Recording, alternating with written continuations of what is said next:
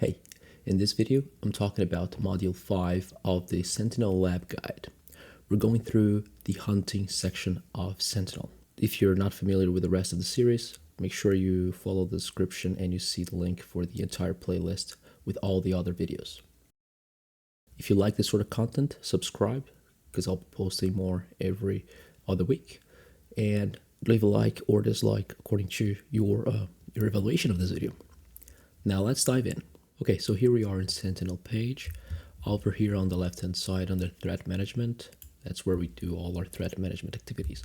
We have the section called hunting. Let's go ahead and open it up. Now under hunting, it's where we can find all different hunting queries against our databases or our tables, if you will. Hunting is for proactive hunting. So as a security engineer and a SOC analyst, at times you'll have to proactively hunt for threats in your environment. An example in this scenario would be you have seen, for example, this particular related attack from this particular threat actor, and you've seen this report by MITRE, for example. Now we're looking at this particular report. We would then understand and read thoroughly the report. At some point, we will find behaviors or indicators of behavior for the attackers that relate to this pattern of attack, right? So these are the MITRE tactics and techniques that we should be hunting for in our environment. And if you're following and if you're leveraging a modern tool like Sentinel and other SIEMs, they will align themselves to the MITRE attack framework. At some point here, they'll list out all different techniques from the MITRE attack framework that you're going to need to hunt for to find this particular malicious actor in your environment or evidence of this attack against your environment. In my example here, or in this particular example, we can see one of these techniques being account manipulation, right? So technique ID T1098. This here is something that we need to look for in our environment. We need to find evidence or to look for evidence about account manipulation in our environment to start the proactive hunting against this particular pattern. So let's go back to Sentinel. I now know what I need to hunt for. Technique 1098 of MITRE. Great. So now under the hunting section, where I get a whole bunch of template and out-of-the-box hunting queries against my environment available to me as the SOC analyst, and they're all available here under queries. I also have other tabs here.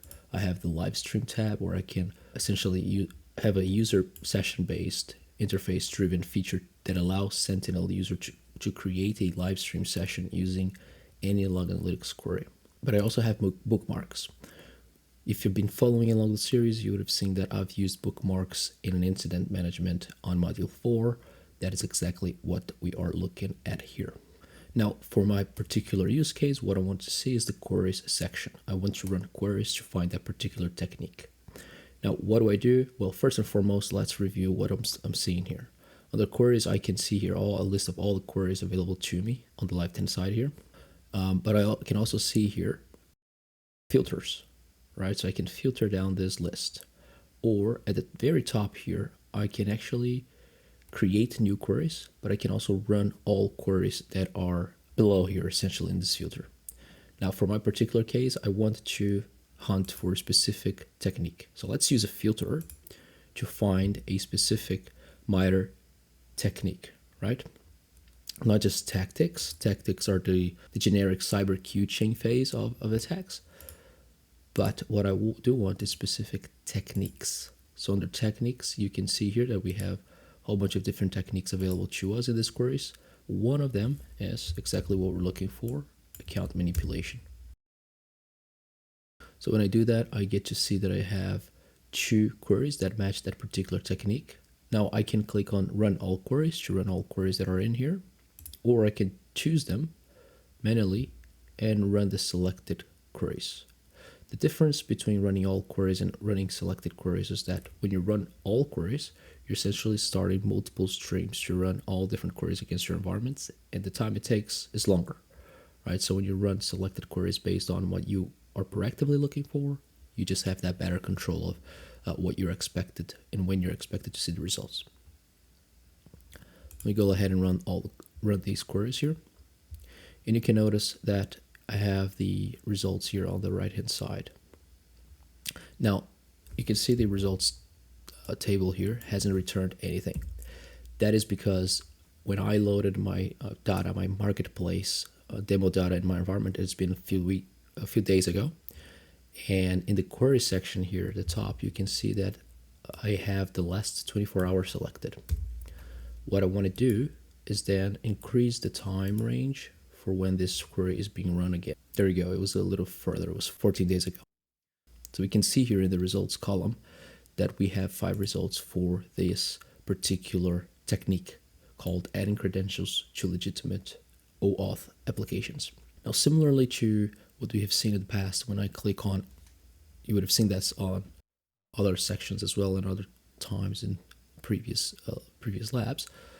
When we click on it, we get the summary here, we get the results, and I get to see the results in Log Analytics when I click on View Results. That's exactly what I've done.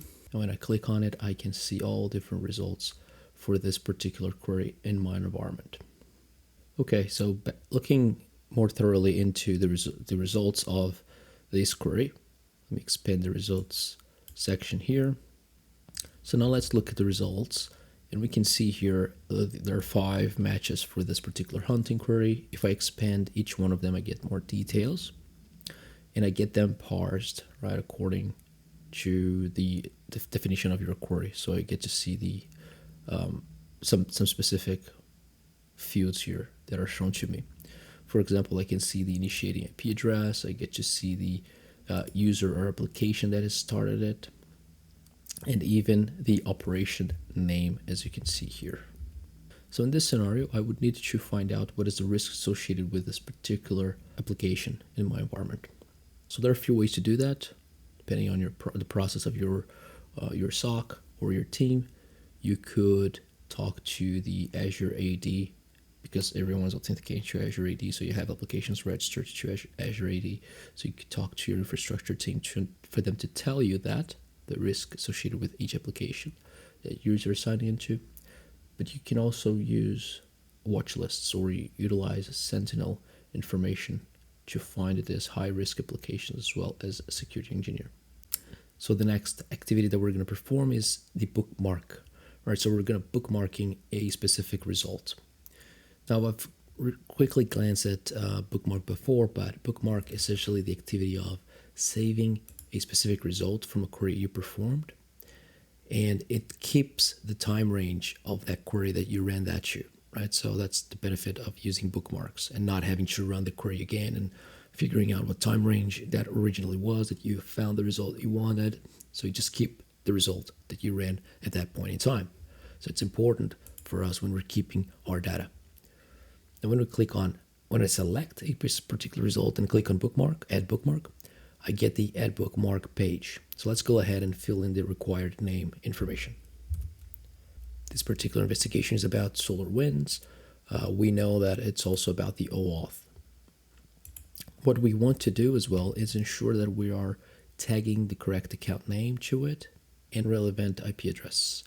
So this is part of the results of the query, as you've seen before, right, with me in the detail. So let's go ahead and add that information here as well. For us to do that, we have to choose the specific information in here. So we have an account custom entity table here, where we're actually looking for different columns of our query results. So this is everything that is part of my results section, right? So I need to know what information from the query results I want to add as the IP address or the user. So the user is found under the initiating user or app field. So let's make sure that we add this field here as the account information. Initiating user or app. There we go. So that's the one we're looking for. And for IP address, I'm looking for initiating IP address. There we go, initiating IP address. With that, I'm ensuring that whenever I add these bookmark to incidents, these indicators of compromise, or these entities rather, they will be added to my incident as well. I can also choose the tactics and techniques that are related to this. I know from looking at the MITRE documentation that this is related to persistence and account manipulation. There we go. So I click on them both, leave them selected, and then I can add tags, right? So depending on your Solar or depending on your SOC processes, you may have different patterns here, but I will just add the name of the investigation that I'm going through. With that said, you can go ahead and create it. Okay, with that, we perform a few actions here in the hunting section. We found some results, we created bookmarks. Next, let's review the bookmarks and potential incidents. Now, I don't have a particular incident raised for this hunt yet, but let's review the bookmarks that I created. So going back to my Sentinel hunting and then bookmarks, there you go. So now the list is refreshed and I can see that the bookmark I created is the first one here in the list. SolarWinds investigation OAuth result. I can see who created it, who updated it. I can also see the tags that I created, the entities. Remember, I manually assigned these entities or manually assigned the fields that return results to these entities. And I can see more information about this here as well, including the result of the query that generated this bookmark.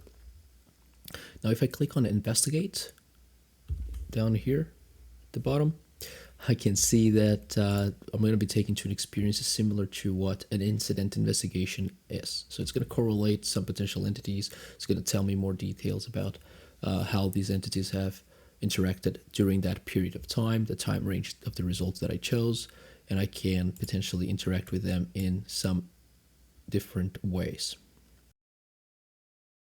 I don't want to do this yet though. What I do want to do is actually upgrade this bookmark to an incident. So generate an incident from this bookmark. This is me proactively hunting my environment for issues in my environment or for threats in my environment, and then raising incidents for even further investigation by potentially a higher tier of engineer on my SOC or my manager, for example, to oversee that at some point. Great. How do I do that? Okay, so the way I do that, I have to essentially look at this incidents options.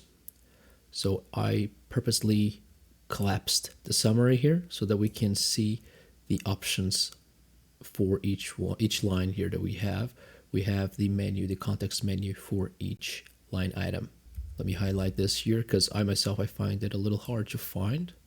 If you don't purposely know of this option here on the right hand side, you might miss it, right? So we just need to click on that and then a pop-up menu will show up. So we'll have the option to create a new incident, add to an existing incident, or even delete the bookmark. If I did have the summary, you can see that I have the drop-down box or the slide bar here at the bottom, and I can just slide to the right-hand side and be shown the same option, right? So this is how you would access the context menu for that particular bookmark, and then to increase and upgrade it to an incident. Let's go ahead and do just that. Create an incident from it. I then get a pop-up for me to choose the owner of the incident, the description of the incident, the severity of the incident that I want to raise. So let me go ahead and I will not change the severity, I'll leave it to medium, and I'm going to choose myself as the owner of this particular incident. And then I could potentially change the status to active or closed.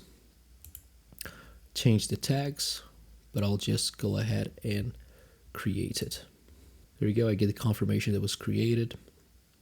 What we can do now is find that incident created in my list of incidents. So you can see here, the first incident on my list is the one I just created from the bookmark, right? So I created this incident from the bookmark here. So if I click on view full details, I'll get the investigation pane that is very familiar to us from an incident perspective. So I get the entities, I get the timeline of potential alerts, if there were alerts related to this, or bookmarks that are related to this.